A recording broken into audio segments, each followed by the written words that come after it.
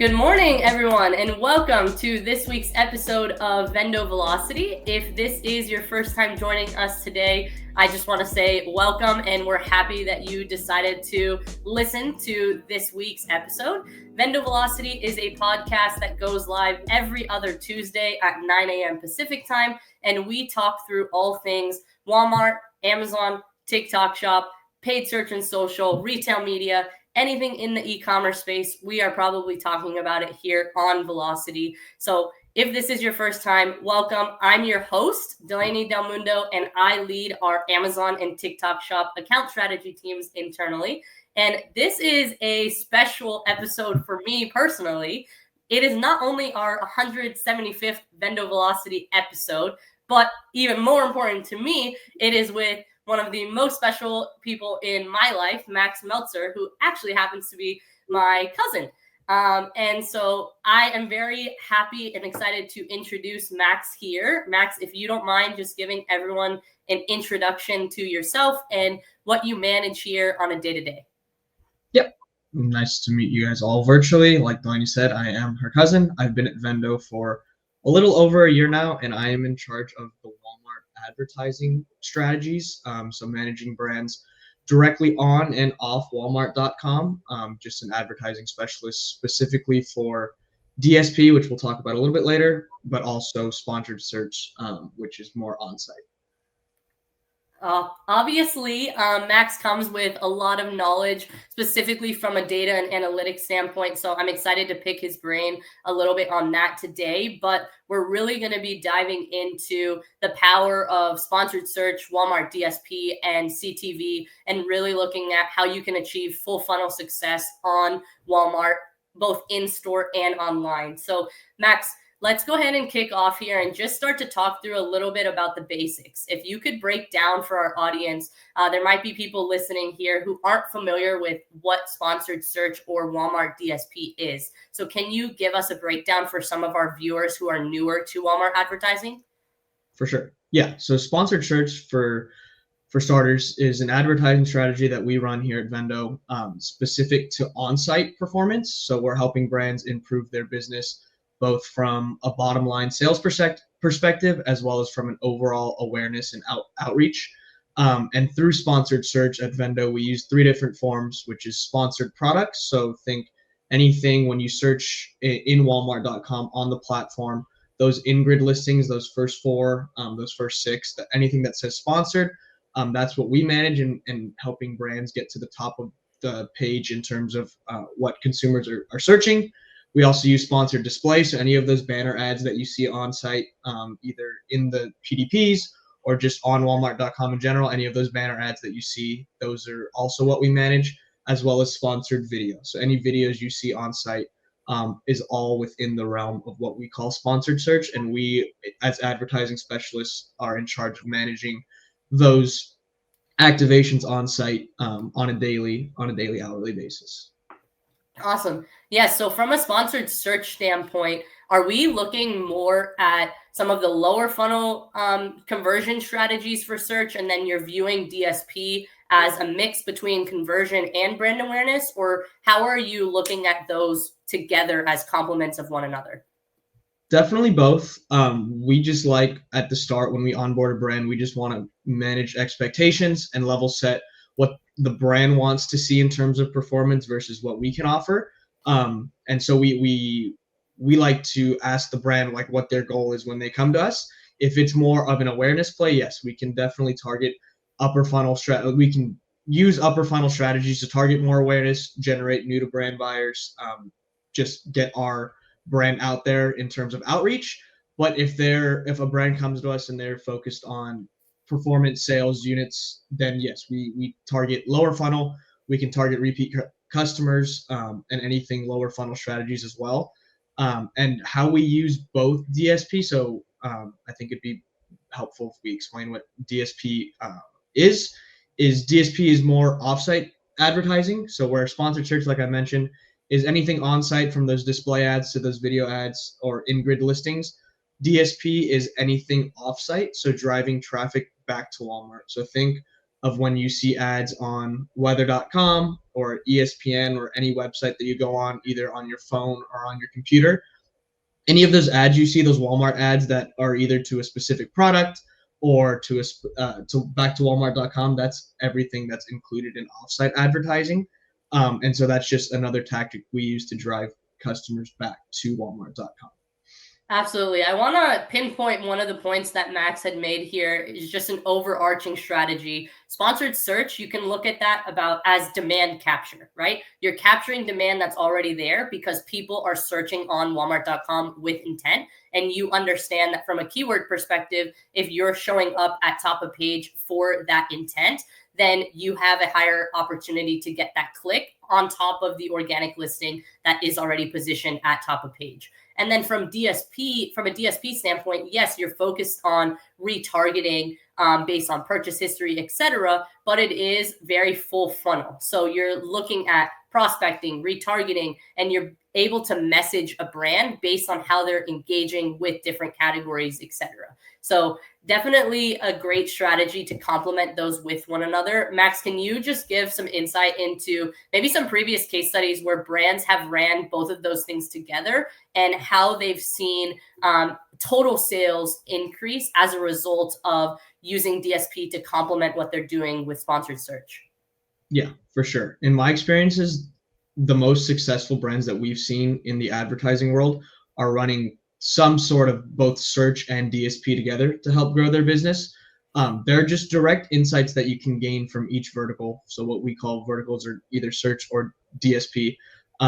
So they're just like direct insights that we gain from each vertical that can help improve both tactics and just overall lift the brand's performance. So like, for example, insights we gain from consumers clicking on those sponsored listings on site via any sponsored search tactic that I mentioned, either display or those in-grid listings.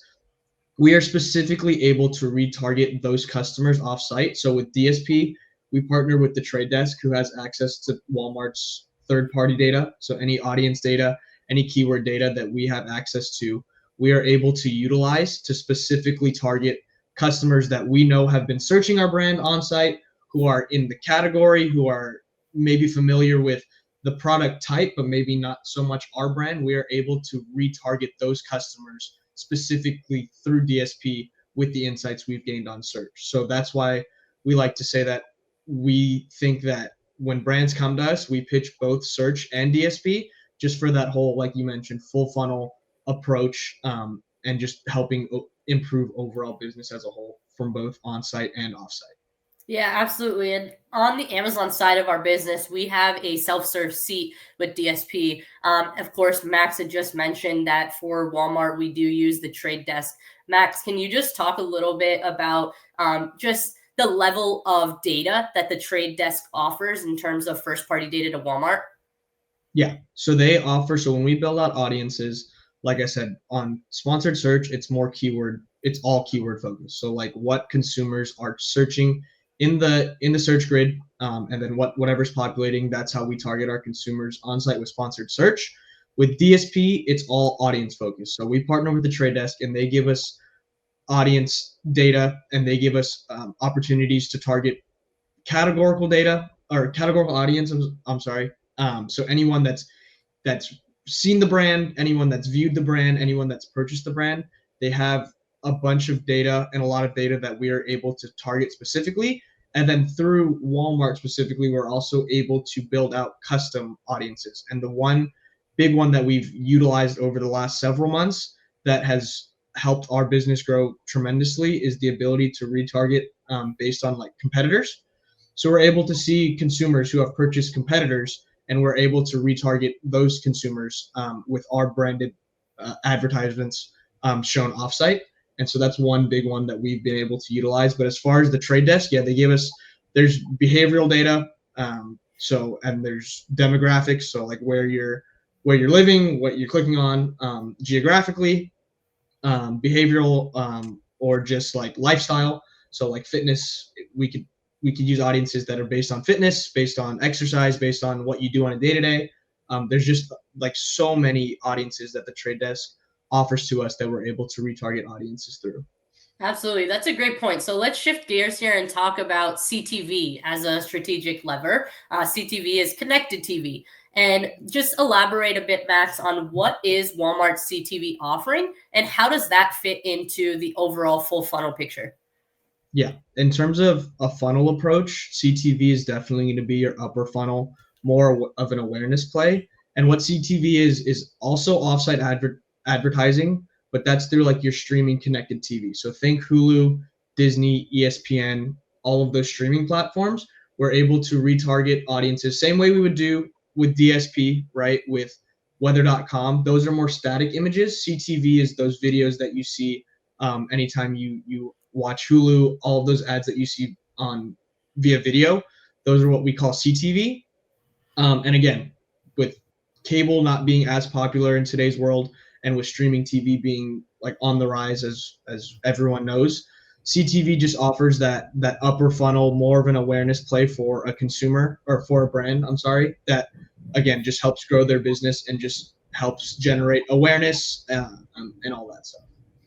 Definitely. I want to talk a little bit about attribution, Max, because just with how Walmart's ecosystem is set up, the stores serve as such a powerful advantage compared to an Amazon where you're mainly trying to push the consumer on site. With Walmart, there's a big advantage to pushing consumers in store. I know the fun fact is that about 90% of the population in America actually lives within just a couple miles from a Walmart store. So it is very important that we are focused on the in-store shopper. From an attribution standpoint, when we're looking at connected TV, how much are you able to actually see the path to purchase data where you can see if a consumer viewed a CTV ad, did they ultimately make a purchase in store or online at Walmart?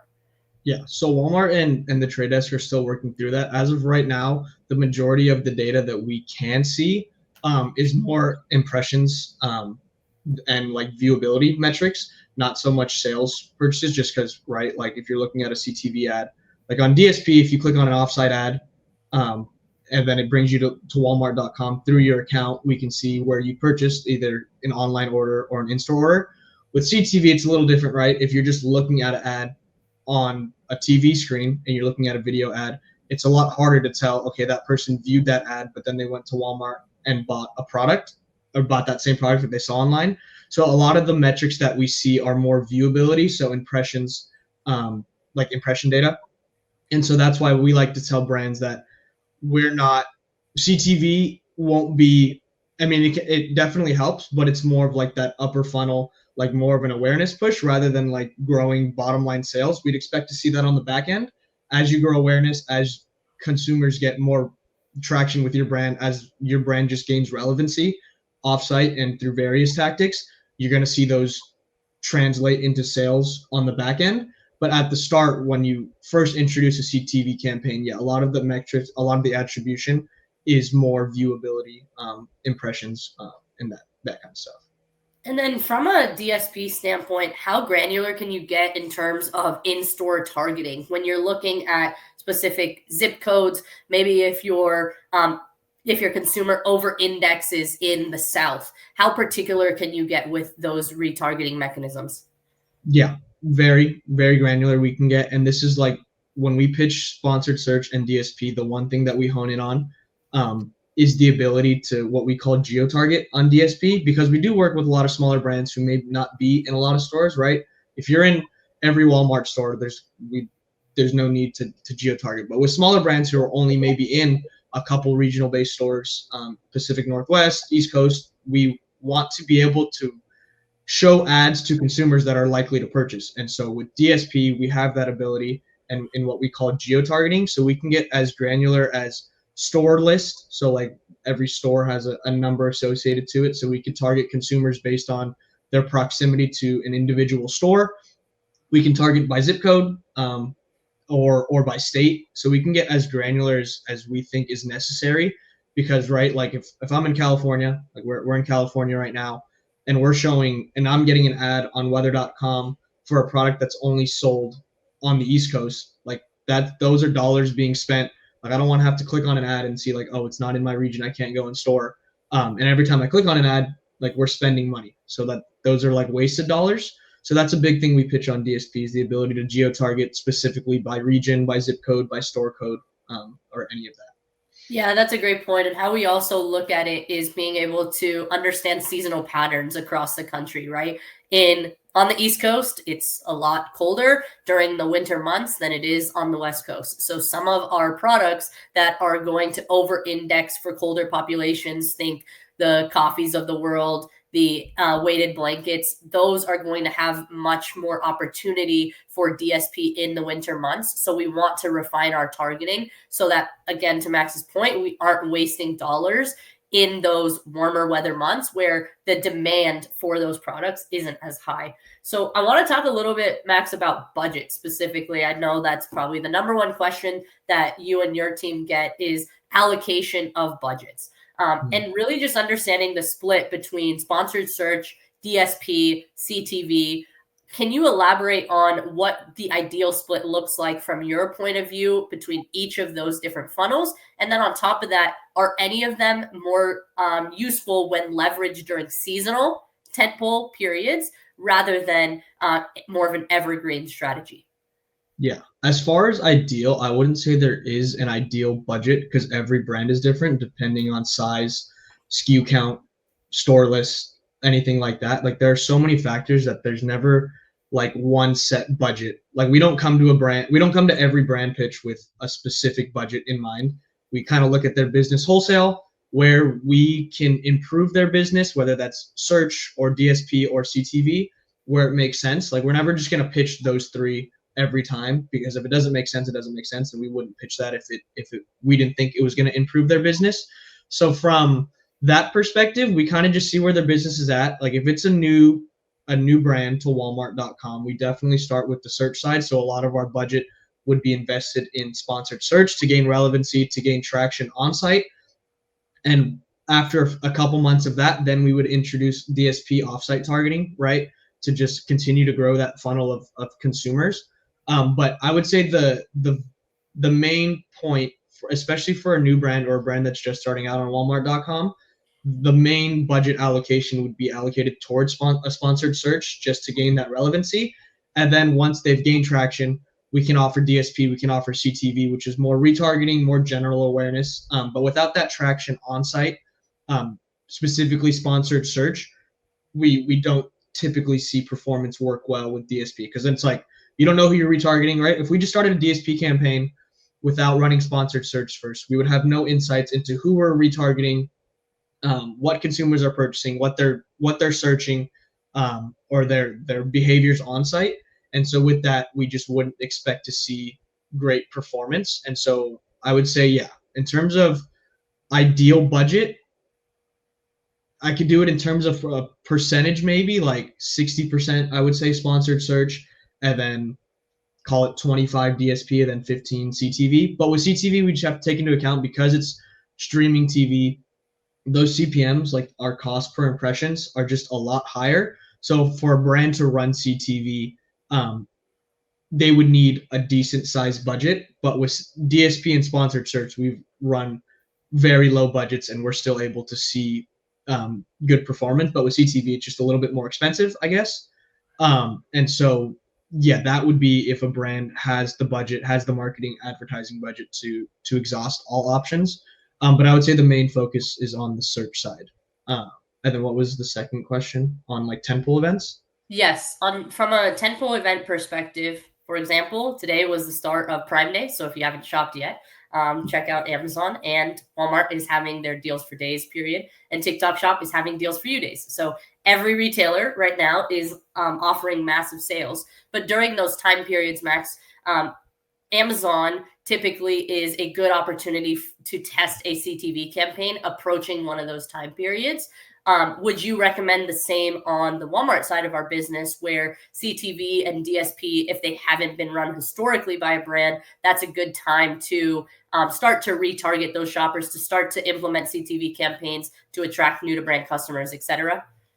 Yeah, for CTV, for sure. Just being able to, like those videos, again, it's more of a higher awareness play. So advertising like either your specific brand or the fact that like Walmart Deals Days is coming up, like in lead up to the event, for sure. Like definitely then would expect more traction on site.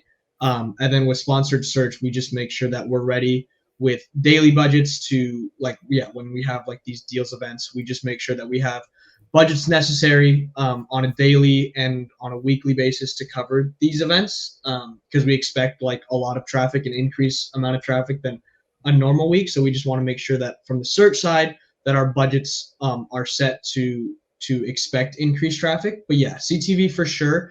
DSP, I would say, is more after the fact. So like if we're going to expect more increased traffic on site due to a specific deals event, then what DSP has the ability to do is after the fact, we can then retarget all of those new customers to our brand, not even just to our brand, but to the category as a whole, right? Like if you're just waiting and you haven't bought, say, a grill before, and you're waiting for like an Amazon Prime or a Walmart Deals Days to buy that grill, and you've never bought in that space before, you've never searched for those products, then yes, on that day or on that week of the event, like on DSP, we're able to then retarget you based on like your search history from that day. So DSP, because it's more of a retargeting tool, using all of the search data that we get, DSP would be more after the fact. So if I was coming to a brand and I was explaining like when we think we should increase budget based on deals days, based on the timeline of like tentpole events, I would say search, definitely you want to increase your budget expecting that on-site traffic during the event. CTV, to your point, maybe before and after, more so before though, just to get the word out there that we're having deals. Our brand specifically is discounting X amount of products for X amount of price. And then DSP would be more after the fact, being able to retarget those new customers that you just generated via CTV and sponsored search during those deals days. Yeah, absolutely. And I think a great point you made there is a common misconception that a lot of brands have is that during the actual tentpole event, like a Prime Day, like a Deals for You days, that's the only time in which you could capitalize on this increased traffic. And it's actually very wrong because of the number of new to brand customers that your brand is reaching. If you think about it from a perspective of just eyeballs on the site during those times, you're seeing traffic peak on Amazon, on Walmart.com during these events. And even if you're not getting a purchase because maybe other brands are offering more competitive deals, there are multiple strategies you can implement to recapture some of those shoppers who are interested in your brand and they're in your funnel without you maybe even realizing it. So on Amazon, for example, we could even run promotions for brand cart abandoners. And we can see in the back end that brand cart abandoners, the total audience size spikes significantly after Prime Day. So people are putting products in their cart, but they're ultimately not deciding to make a purchase. Well, what if we follow up with them with a 10 to 15% coupon where now our product is more competitive than the rest of the category competition, right? There's added value to doing promotions exclusive to those audiences and then layering in DSP to retarget those audiences with those promotions attached to them so that you'll see higher conversion rates on those ads as well. So Max, that's a really great point there. The last thing that I want to talk through is just creative, because I think that is a huge roadblock for brands getting started with any of these more mid to upper funnel initiatives is I don't have the creative prepared in order to put myself in a position to convert on these ads. And if it is a primary awareness play, which again, another misconception, then I will not be in a position to retarget successfully or to engage those new to brand customers. What would you say as far as the importance of creative, and what are some of the best practices when it comes to launching creatives for campaigns? Yeah, I would say creative piece is definitely something that is very important, and that we at Vendo like to, with our brands, we suggest running either multiple creatives at the same time or interchanging creatives every month. Obviously the main metric that we look at in terms of creative performance, albeit sales and like units sold and all that, would be our click-through rate, metrics and like clicks and all of that stuff. But yeah, I would say creatives are definitely important. It just depends on the brand and the product, because I've seen a few different versions of creatives work, whether that be lifestyle images, so like not necessarily promoting the product at the forefront of the creative, but more so promoting like a lifestyle, like an exercise bike, then you're promoting or running, just anything like exercise related, more of like lifestyle imagery. But then I've also seen it where if you're promoting a specific product that you want either like the nutrition's good on it, the nutritional facts, the ingredients, like you definitely want to show that on your creative. And when people are like looking at your advertisements offsite, like you want to draw them to like the most unique part of your product.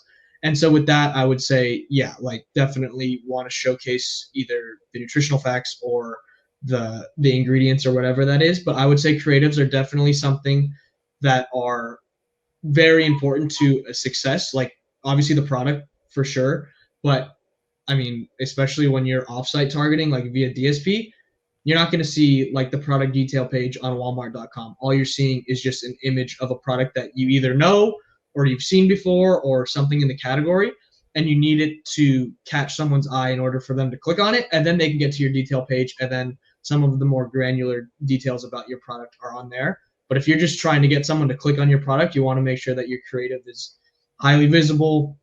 It pops out to consumers. And so, yeah, definitely from a creative standpoint, that's definitely something that you want to have mastered or done well for sure. And then we've also seen like the creative landscape kind of changing specifically to DSP, right? With CTV, it's more video ads. We can also run video ads on DSP, but we've also seen the ability now to run dynamic creative. So like what we talked about earlier with like geo-targeting, specifically to store count, we've seen brands run ads via dynamic creatives that like if I'm in LA and I see a weather.com ad and I click on it, the advertisement will give me like the store, the Walmart store that's closest to where I'm currently located based on like my IP address. And so that's something that's super cool. Or any deals specific to like that region, to that store in your own city, is something that's super cool. So yeah, the creative world in terms of advertising is only growing and is only getting smarter. And so with that, we have to adapt at Vendo in making sure that our brands know that creatives are important in terms of success, and it's not just the product you're selling, but how you promote that product via a creative, a video, or anything on site for sure. Absolutely. And I think just speaking about that adaptation, I think one of the biggest ways we're seeing that in is what we see on TikTok, right? The shift to user-generated content and really brands and consumers specifically valuing the authenticity of the content specifically. So when people are using your product and they look like you, they fit within that demographic, and it seems like a real and authentic review, that holds a lot of weight. So some of these overly produced videos now actually aren't performing as well as some of the user-generated content that we're seeing. Again, a great video is going to hold its weight, but there's also a lot of power in that UGC. So Max, this whole episode was so packed with insight. I really appreciate you joining me. And I know that our listeners are going to walk away with just a clear vision of DSP, sponsored search, CTV. I just really appreciate you coming on and dropping some knowledge for our viewers here.